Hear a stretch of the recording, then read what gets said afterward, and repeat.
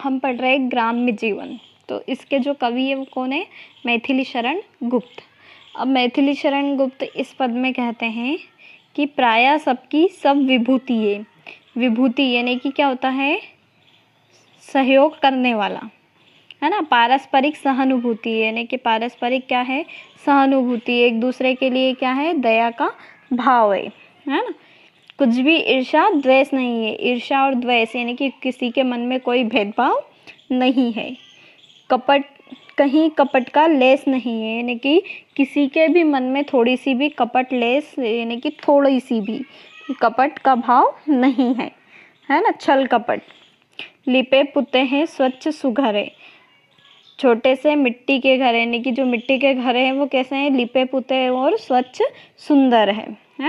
गोपद चिन्हित आंगन तट है यानी कि उनके जो आंगन तट है या घर के सामने के जो आंगन है वो कैसे है? गोपद चिन्हित यानी कि गाय के खुर से चिन्हित है, गाय के खुर वहाँ बने हुए हैं।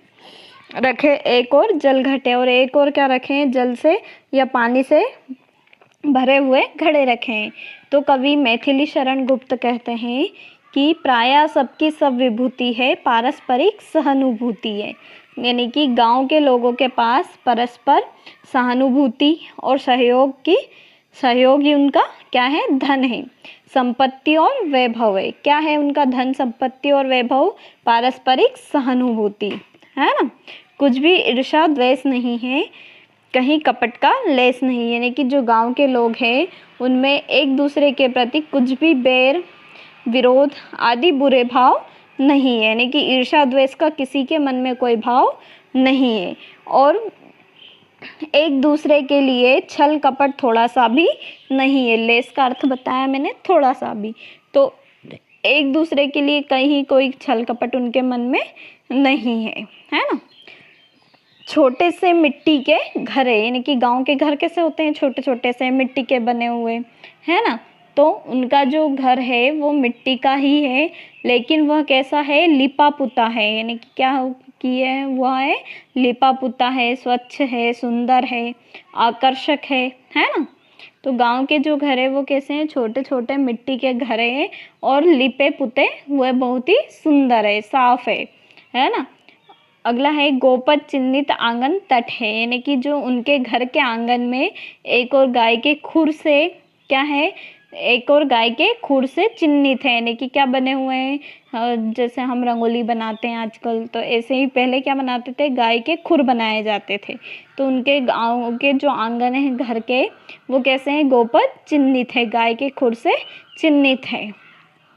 रखे एक और जल घटे, और एक और क्या रखा हुआ है? तो जल का या पानी के घड़े रखे हुए हैं। तो इस तरह जो गांव के घर हैं वो इस तरह इतने सुंदर लगते हैं, यानी कि वहाँ पर उनका धन संपत्ति वैभव क्या है? एक दूसरे की सहानुभूति, एक दूसरे के लिए सहयोग का जो भाव है वही है ना। अगला है खपरेलों पर बेले छाई, फूली फली हरी मन भाई। खपरेल यानी कि गांव के घर जो कैसे होते हैं? मिट्टी के बने होते हैं। तो वहाँ पे क्या छत की जगह क्या होते हैं? वहाँ खपरेल, है ना। खपरे जो होते हैं वो है। तो और उस पे क्या है? बेले छाई, यानी कि क्या करते हैं लोग अपने घर के आसपास सब्जी वगैरह ये सब लगाते हैं, तो उनकी बेलें किस पे आ जाती है? छत के ऊपर आ जाती है ना। काशी फल कुसमांड कहीं है। काशी फल, कुसमांड किसे कहते हैं? कद्दू की जो बेलें होती है वो, है ना। वो कहाँ पर छाई हुई है? खपरेलों पर। कहाँ पर? खपरों पर, है ना। तो काशी फल किसको कहते हैं? कद्दू को। और कुसमांड यानी कि कुम्हाड़ या सफ़ेद जो कद्दू होता है वो। काशी फल क्या है? कद्दू, और जो कुसमांड है वो क्या होता है? सफ़ेद कद्दू। तो इसकी बेलें क्या है? छाई हुई है। कहीं लौकियाँ लटक रही है और कहीं क्या लटक रही है? लौकियाँ, है ना। है जैसा गुण यहाँ हवा में, यानी कि गांव की हवा कैसी होती है? एकदम शुद्ध होती है। और जो गांव की हवा में जो गुण होता है ऐसा गुण किसी भी डॉक्टर की दवा में नहीं होता है। संध्या समय गांव के बाहर होता नंदन विपिन निछावर, है ना। शाम के समय गांव के बाहर क्या होता है? नंदन विपिन, यानी कि जो नंदन वन है वो बहुत ही सुखद लगता है। वहाँ का जो वातावरण है वो बहुत अच्छा लगता है। तो एक बार और इसका अर्थ सुनो। खपरेलों पर बेले छाई, फूली फली हरी मन भाई। तो कवि क्या कहते हैं कि गांव के घरों में खपरेलों पर क्या छाई हुई है, बेले छाई रहती है, उन पर कई प्रकार की सब्जियां लटक रही है, जैसे वहाँ हरी हरी और फूली फली होती है ना। उन्हें देखकर मन खिल उठता है, यानी कि उन्हें हरी हरी सब्जियां ये सब फूले फूले देखकर मन क्या करता है, खिल उठता है। कहीं कद्दू की बेलें खपरेलों पर छाई हुई है, तो कहीं सफ़ेद कद्दू की बेलें हैं, है ना, और कहीं कहीं तो लौकियां खपरेलों पर लटक रही है।